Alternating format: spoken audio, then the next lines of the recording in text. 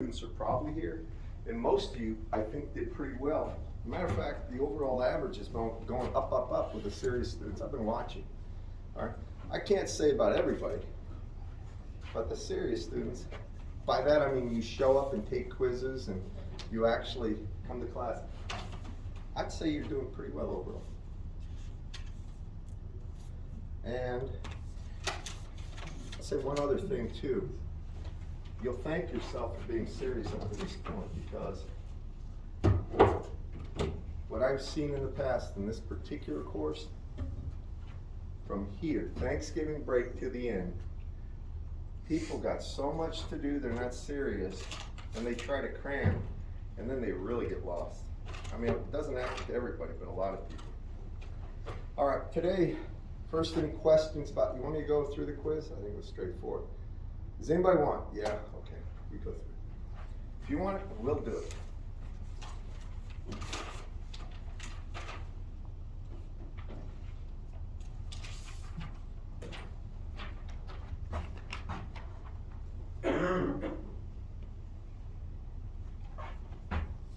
By the way, thank you for coming.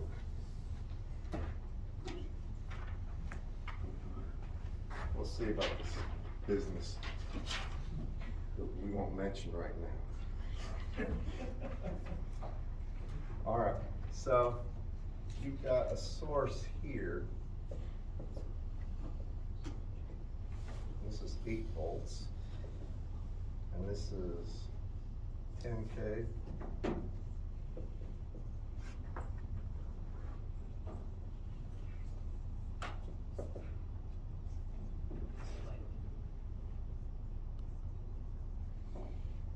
There's 20K here, and this is 5 volts. Are you sure the other one was 8 volts? 3, sorry. 3 volts, my bad. 20K, this is grounded. 10K.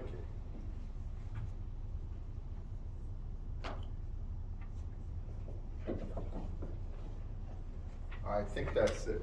I've got a few comments too about things I can do that you should be aware of. All right. The top resistor you didn't label. Is this 10K as well? Yeah, 10.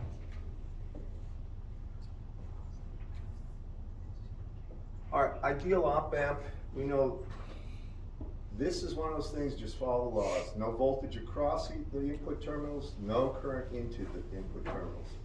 So this ground implies 0 volts, means 0 volts here, 0 volts here. Everybody clear on that? Once you have that, the problem's basically done. Because I know this current, and I'll just call it I1, is simply going to be equal to this voltage minus 0, just that voltage, 3 over 10K, right?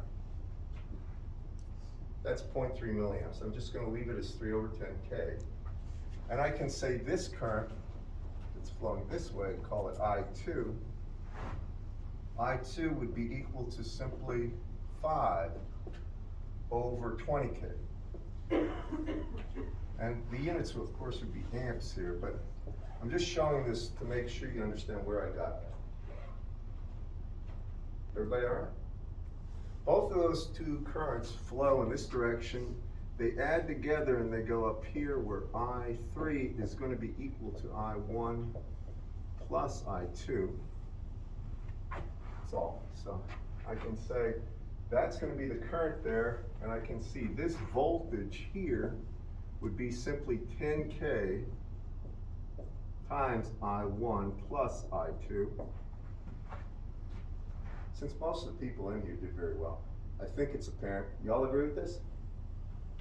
Now, the output voltage is the only thing that can cause some people trouble. Start at the negative terminal, I'm at 0. Still an increase is 0, no change, and then this would be a decrease. It would be minus 10K times I1, which is 3 over 10K, plus 5 over 20K, And here you're gonna have 3, right? And then you're gonna have plus, and this would be 5/2 of a volt. So you can call it 5.5 volts, only it's negative, right? Correct, class? And that's it in a nutshell, but I'm gonna comment on this. I'm gonna ask the class. Did everybody see that? You understand why it's negative? Because I think that was a mistake some people make. It's negative because the output terminal is with respect to ground measurement. It's not across the resistor. Okay? Now, question. I got 2, really. Think about this. Would anything change if I put 5K there? Anything at all, and why?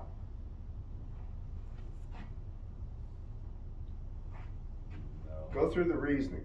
You're right, but why not? There's no voltage across the resistor. Well, yeah, but there's no current into that terminal, right? No current, no voltage drop possible. Do y'all hear me on that one?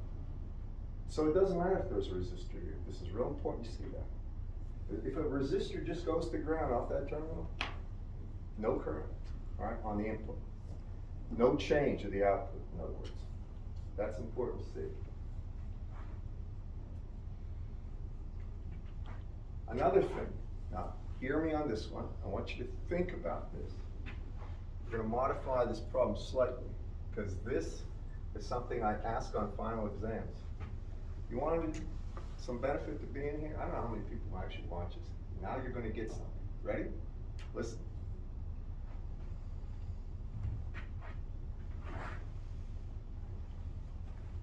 I did this in the last final exam, basically. Same exact template. Let me erase some of these values.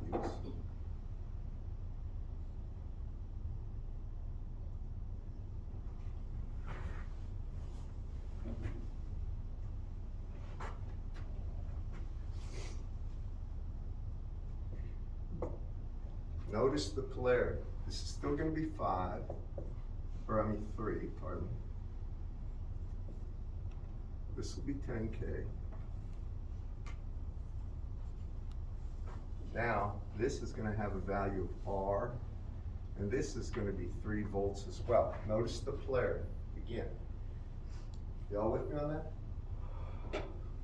And I want you to find the value of R such that the output voltage here is minus 2 volts. Okay? Everybody follow? This is a little more involved, not a lot more involved, but it's going to use the same concept. All right. So really, if you know this output voltage here, right, then you know one thing, that this has to be 2 volts as well, don't you? Y'all follow me on that, class? The rationale, that's 0 volts right here. Therefore, if the output's minus 2, that has to be plus 2. Do y'all agree with that? How many do? All right. What defines that voltage? This current, I3 times R.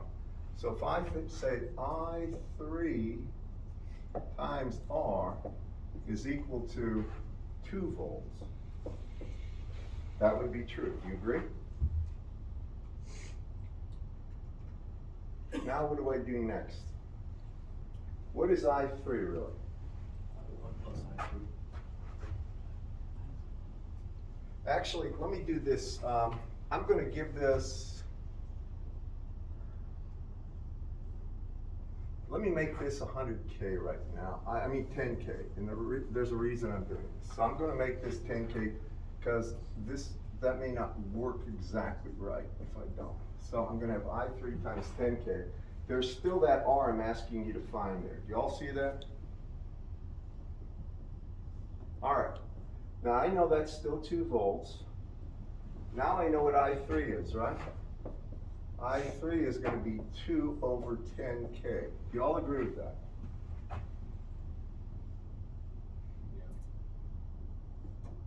making sure you see this. You see this?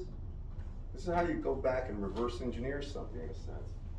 All right, what is I3? Well, it's this current, call it I1, and it's this current. Now notice the direction of this current right here. See how I have the plus going to ground? That means this current is going from 0 volts this way, right? It's actually flowing this way. That's I2. I1 is still going to be 3 over 10K, and I2 in that direction is going to be equal to 3 over R. Do y'all agree with that? Now, I set this, I3 is equal to I1 minus my I2. So far, so good? And then I have 2 over 10K here equal to I1. I1, 3 over 10K minus I2. Right? And I2 is 3 over R, so I might as well just put minus 3 over R. Y'all agree with that? That's one equation with one unknown, isn't it? Everybody here should be able to solve this fairly flawlessly. I don't care how you do it. You can take the 3K to the other side and make it minus 3 over 10K, or make this minus 1 over 10K is equal to minus 3 over R, and that means 3 over R is simply equal to 1 over 10K, right?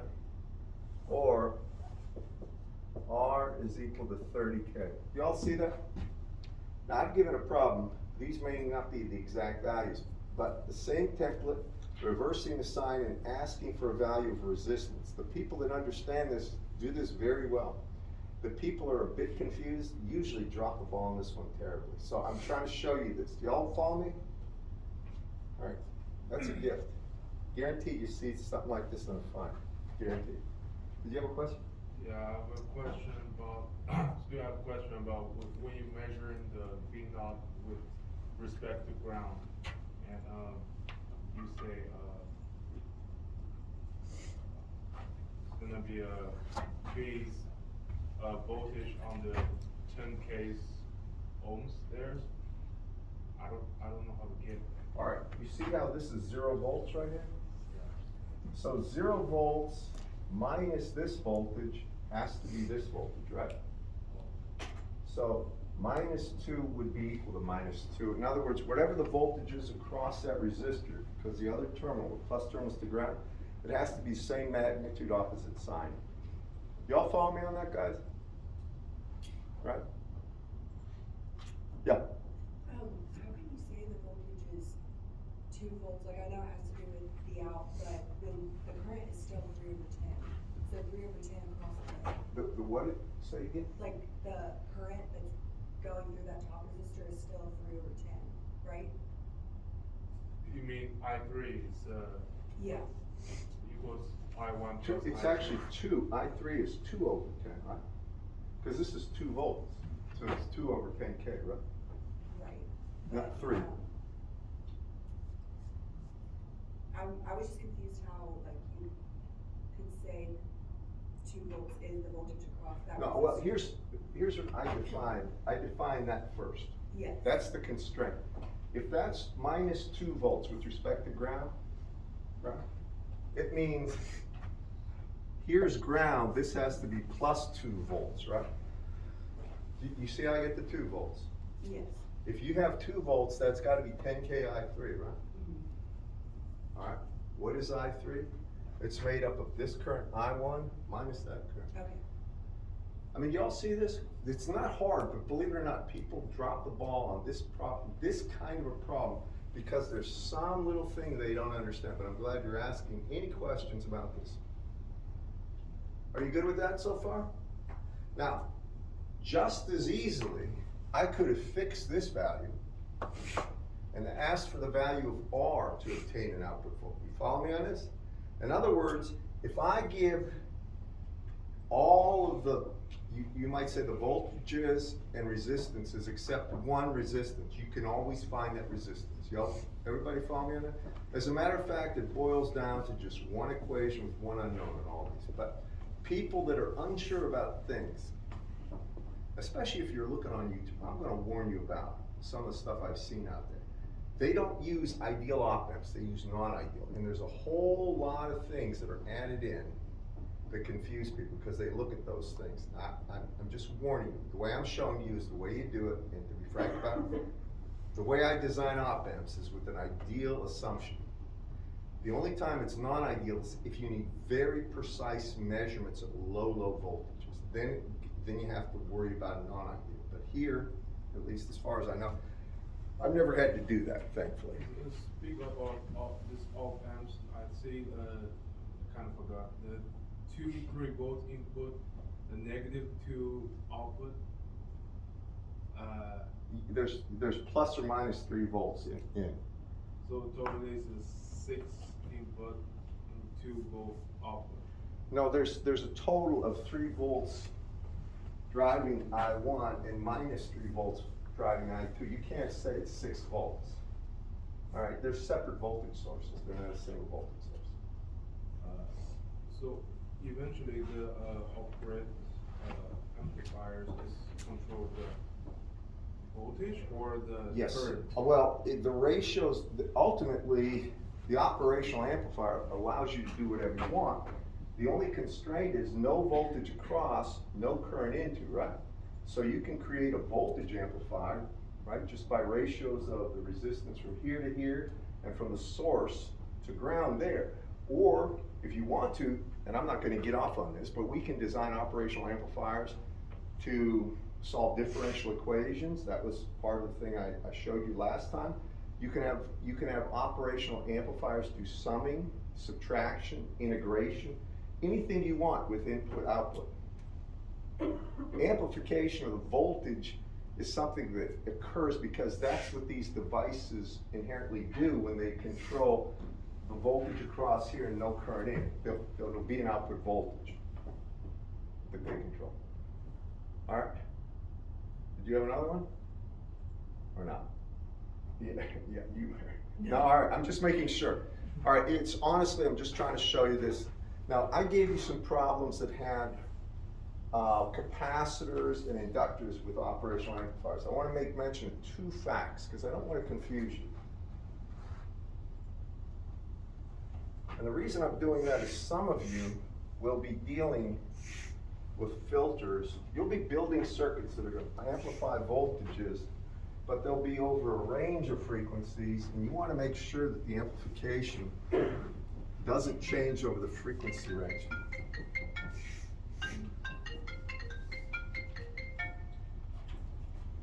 And, sorry.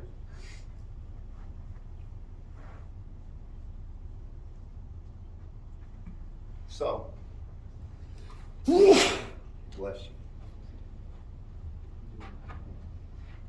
In the book, I gave you some problems. Did anybody look at the problems? It's just titled for the following problems, determine only the. Right. Did you look at them? No, it literally says determine only the, Yeah. and then there's nothing left. There's no numbers? Oh, But well, that's on me.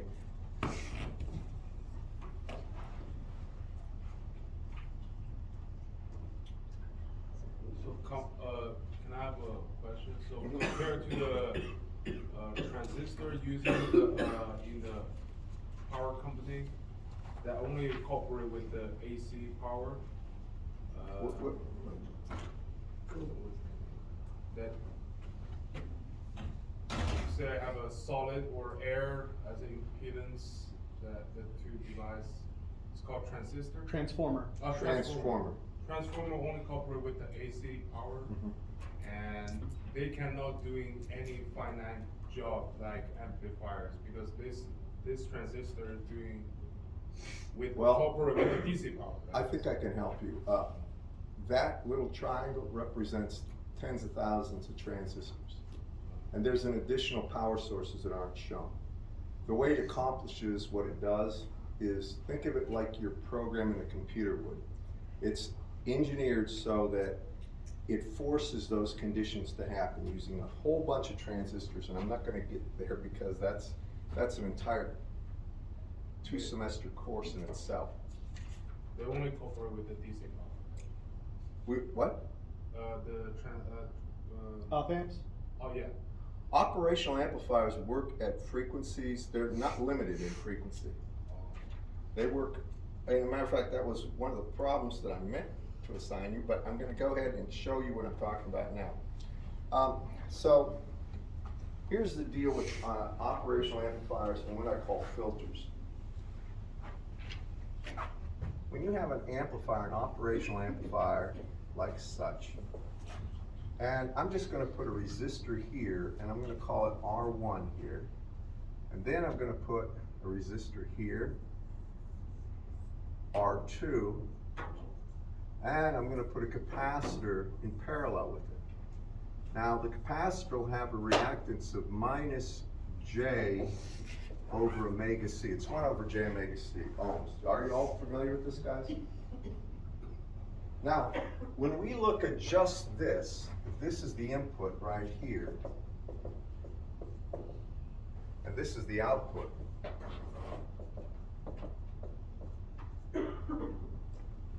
what we can say is that device really looks like something that has some Z1 into the op amp like such. Ground that.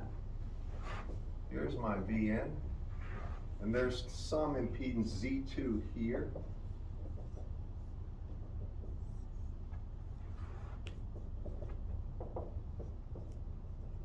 And if you remember last time I said that if we went through the math on this one, since this is grounded, this is 0 volts, this current is simply Vn over Z1. Y'all remember that?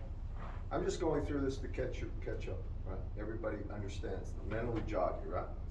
If that's the current, that current goes through here, and that means this voltage right here is going to be Vn times Z2 over Z1, and the output voltage here will be minus Vn over Z2 over Z1.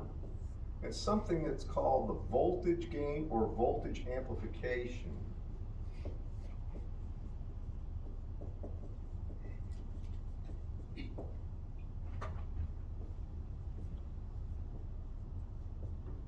Most of the time they talk about voltage gain. It's simply the ratio of V out over Vn. In this case, it's going to be minus Z2 over Z1. Y'all agree? I'm just showing you what I did last time. I'm restating. Correct, class? All right. Now, here, the key thing is, I know that Z1 here is R1, right? All right. So when I look at AV for this circuit, I know that Z1 is R1. And Z2, what would Z2 be? I'll show you how the easy way to get it.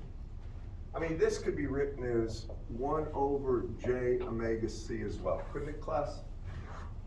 Now, do you all agree that those two are in parallel? Are you with me? If they're in parallel, what I can do is say that this represents Z2, and Z2 would be 1 over the first impedance, or 1 over R2, plus 1 over the second impedance, or over J omega C. Please look at that and make sure you're convinced it's right. If you have resistors in parallel, the value is 1 over the first, plus 1 over the second, or impedances in parallel, plus 1 over the third, and so forth. You all with me on this? Okay. Now that's not the best way to write this.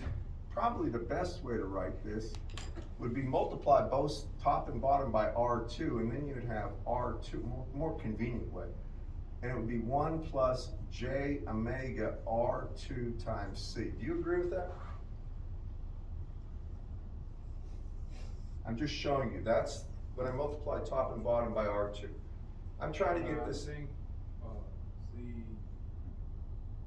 Z2 equals J and J omega C in the denominator, not the 1 over J omega C. well, what is the impedance of the capacitor? Isn't it J omega C? 1 over J omega C, pardon me? Yeah. If it's 1 over J omega C, right? And the resistance is just R, right? So if you have two elements in parallel, the parallel value of that impedance would be 1 over the first value, 1 over R2 plus 1 over the second. Well, the second is 1 over J omega C. 1 over that is just J omega C. Okay? Okay. So that means that's Z2, and I can put that in here. And I can say the voltage gain would be R2 over 1 plus J omega R2 times C. Do you all agree with that? I'm just showing you something that's practical. Okay. Now, here's what's done a lot of times. And I'm going to erase this part. I mean, this is something you should at least be aware of.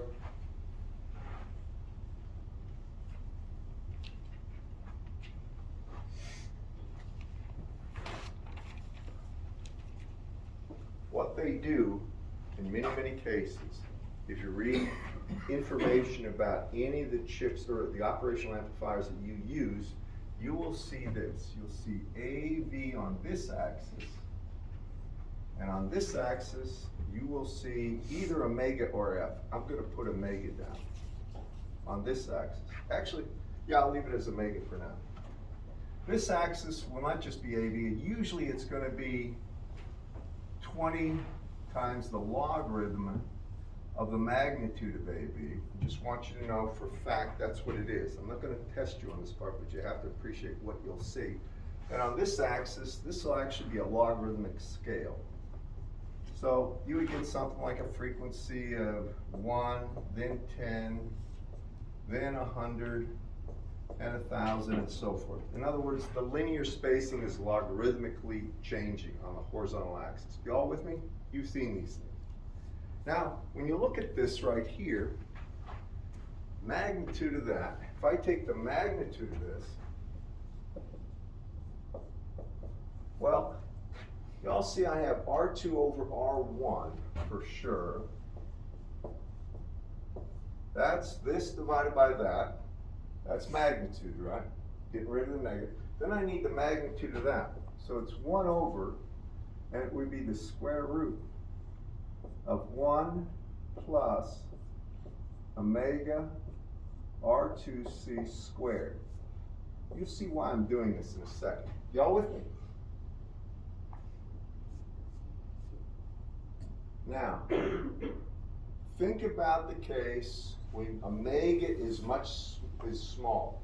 So when this thing is much less than 1. So if you look at this, if we take omega R2C less than 1, it means omega less than 1 over R2C, correct? You all follow my logic on this one? These would be low frequency characteristics of the operational amplifier's amplification with that circuit. And at that point, if you're at low frequencies, you see how this term goes away. You all see that, class? Right? If omega is less than 1 over R2C, then this is less than 1 squared, it's even less. Add 1 to it, it's about 1. What will happen is this will be flat across the band there. Make sense? It's not going to change versus omega until omega hits that magic point. And that will be the point where when this is the case, when omega is equal to 1 over R2C, then all of a sudden, this is of the same order as 1. Do you all follow me on that? How many see what I'm talking about right now? All right. This is just standard kind of thing you did in your mathematics courses. You find out which region or domain you're in. Now, as soon as this hits that point, then as omega gets larger, this dominates, right? And it's really just 1 over omega RC, or 1 over omega. You don't have to, I'm not gonna require you for tests to know this, but then this thing will start coming down, and it'll come down at a rate at minus 20 dB per decade. How many have seen these kind of plots in your courses? You see them in ME and AE, I know that. You probably see them in industrial and any other engineering. I just don't know the terms for this. This is a typical gain bandwidth plot. And it's, in my world, it's amplification usually you look at, but it could be anything. Now, the key thing is this. This is the only thing I want you to gather. There comes a frequency after which your gain, your voltage gain starts dropping. You all see this? You don't like that. I mean, I'm gonna tell you, you want, most of the time when you design these circuits, you want that gain to be constant because you want a linear output to input, regardless of the input frequency, relationship with the voltage. Now I hit this point and it's coming down. Well, that's not good. It's really bad. So normally what they do is when they design circuitry, they want to make sure that the highest frequency of interest to you, and remember omega itself is 2 pi f. So if you thought about, if that's omega, then f associated with that would be equal to 1 over 2 pi times R2C for that circuit. This would be considered the high frequency cutoff, and the gain bandwidth product is usually the value, this is called gain bandwidth product, is simply the magnitude of the gain, and they call it a DC gain or low frequency gain, times the actual bandwidth. And that would be the point that I'm calling F, I'll call it FC for F cutoff right there.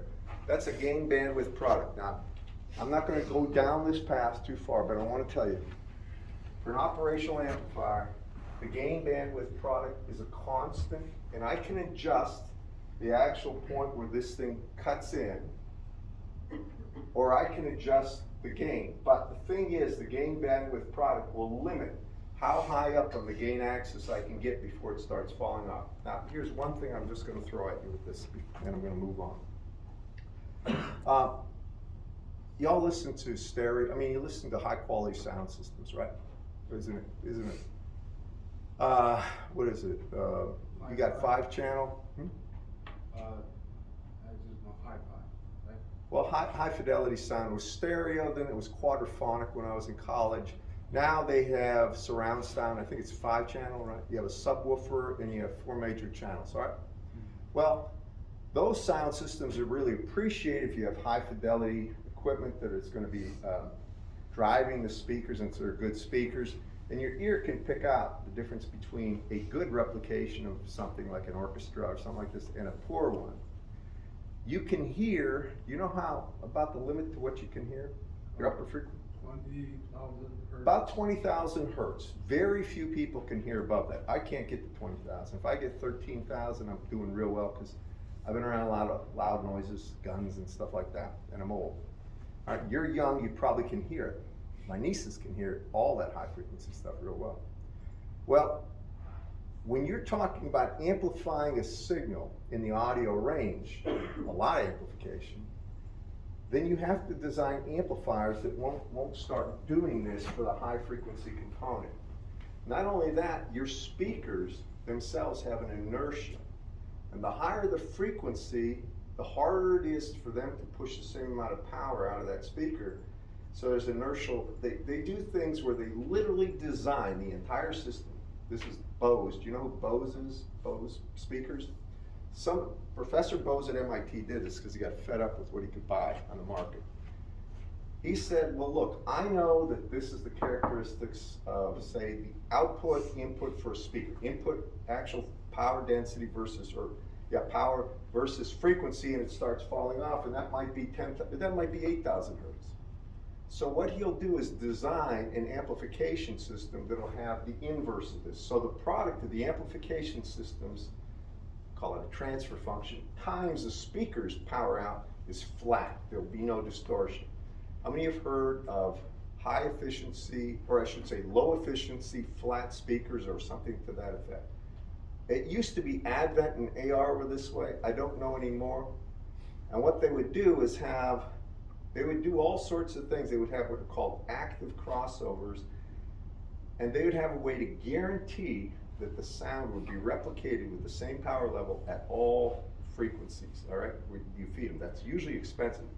Engineers can do it fairly cheaply, but I'm just telling you, that's why this is important. Now, measurements, AEs, MEs, I wish I could find a good example for industrials, but I don't have one. You're gonna be building things that monitor temperature, stress, all sorts of things. And these measurements are gonna have frequency components, and you may have to deal with something where you're up there at 50,000. 100,000 hertz is a typical type of oscillation for very small things. I don't know if you know this, but when you get into things that are very small, in drones and stuff like this, stiff things, the vibrations are at a much higher frequency than you can hear, but they need to be monitored. And your stress measurements have to be something you can take from the device and then catalog, so you have to amplify. You'll be building operational amplifier circuits. Who's built circuits with op amps in here? Anybody? Nobody yet. Have you used them? You've used them for what? We op amps in like labs, but then I've also Okay. built a light following robot, used an op amp and measured the difference between the two. It's a tracker. Yeah. Look, I wish I knew more examples for industrial. Industrial engineers generally are worried about the big picture, very large scale kind of things. And they're not going to spend their time building a little thing to monitor temperature in a room usually. Maybe you will, who knows? Usually they're at the upper level of the entirety of the project, but this is just one of those things you should be aware of. And that was today's lecture. I was going to get into diodes. I'm going to wait. One more question. From your equation, I cannot see the omegas is constantly raising from 1 to 10 to 100,000. Based on your equation, it should not be constant in the. This is showing you, this is a log of this. So if it's log of 10 is 2, log of 10 is 1, log of 100, 2, log of 1,000, 3. I was just showing you logarithmically what they would be. But based on the equation you wrote for the AV and omegas rising, and based on the AVs actually decrease in the front also. It just it's not exactly constant between at the front, right? It's compared to the that's huge. You mean front. back here? Yeah. It's flat. Look, Oh. if a mega right here, that's the magnitude, right? If a mega is much less, if a mega is much less than RC, then this is much less than 1, right? Yeah. If that's much less than 1, 1 plus something is just 1. You get R2 over R1. It's constant. All right, guys. I gave you a tip. I would really get in trouble if I do something weird where I didn't announce if you show up, you get credit, because I know what happens. Just one person has to send us up the line. They'll go and they'll say, "Did you do that?" "Yeah, I did that." "Well, that's wrong. You're in trouble." But I'm telling you that problem I gave you right there earlier, you can take it to the bank. It'll be on the final. So that's your gift for being. And I bet you a lot of people don't watch this.